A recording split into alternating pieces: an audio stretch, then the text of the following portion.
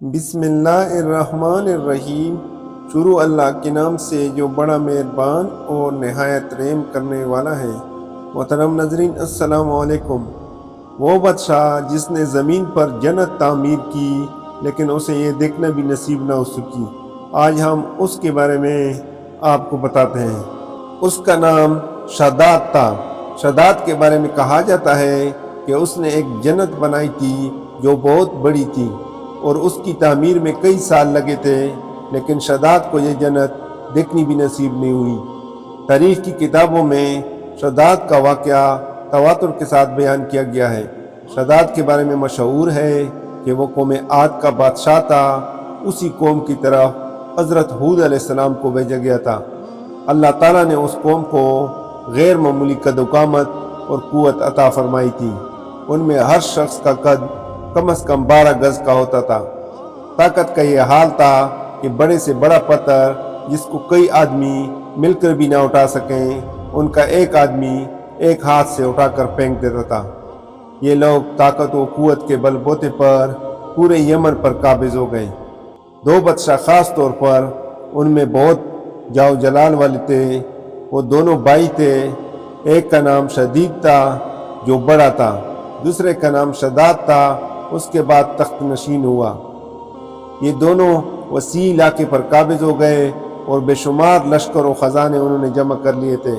شداد نے اپنے بھائی شدید کے بعد سلطنت کی رونق و کمال کو عروج تک پہنچایا۔ دنیا کے کئی بادشاہ اس کے باج گزار تھے۔ اس دور میں کسی بادشاہ میں اتنی جرأت و طاقت نہیں تھی کہ اس کا مقابلہ کر سکے۔ اس تسلط اور غلبہ نے اس کو اتنا مغرور کر دیا کہ اس نے خدائی کا دعویٰ کر دیا۔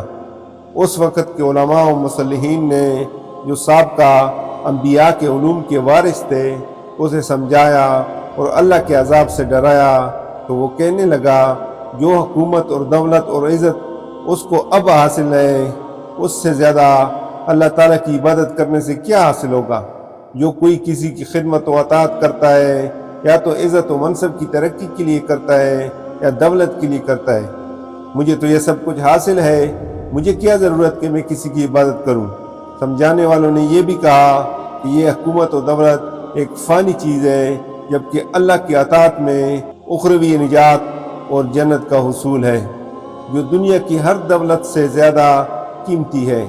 اس نے پوچھا، یہ جنت کیسی ہوتی ہے؟ اس کی تعریف اور خوبی بتاؤ۔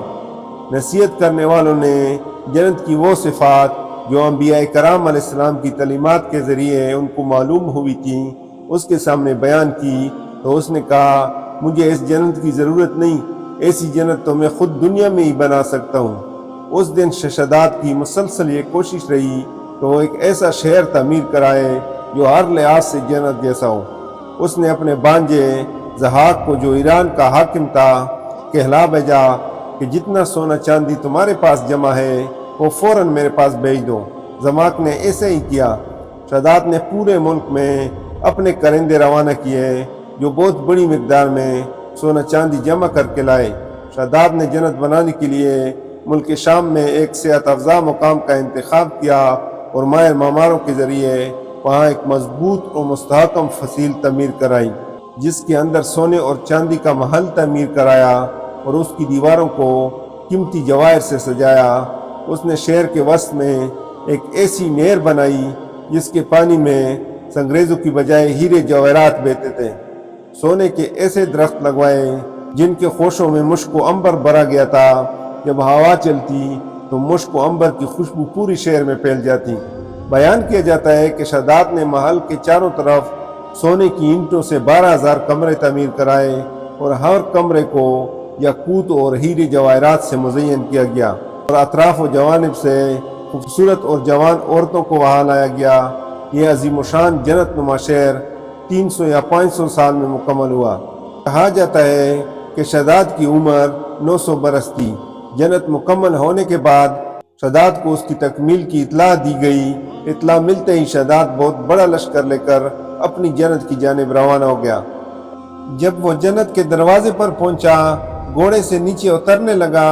ابھی اس کا ایک پاؤں زمین اور دوسرا گھوڑے کی رکاب پر تھا کہ ملک الموت آ گیا۔ شداد نے اس سے صرف جنت میں قدم رکھنے کی مہلت مانگی، لیکن فرشتے کا جواب تھا اللہ تعالیٰ کا حکم ہے میں تمہیں تمہاری جنت میں قدم نہ رکھنے دوں۔ وہ بہت گڑ گڑایا لیکن ملک الموت نے اس کی جان قبض کر لی۔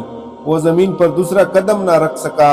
شداد کی موت کے بعد حضرت جبرائیل امین نے چیخ ماری اور شداد کی پوری جنت زمین میں دس کر غائب ہو گئی۔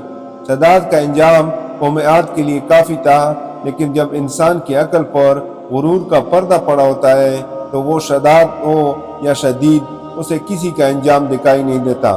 حضرت ہود علیہ السلام قوم کو شداد کا انجام بتا بتا کر ڈراتے رہے، لیکن عاد نہ مانے، یہاں تک کہ وہ مایوس ہو گئے۔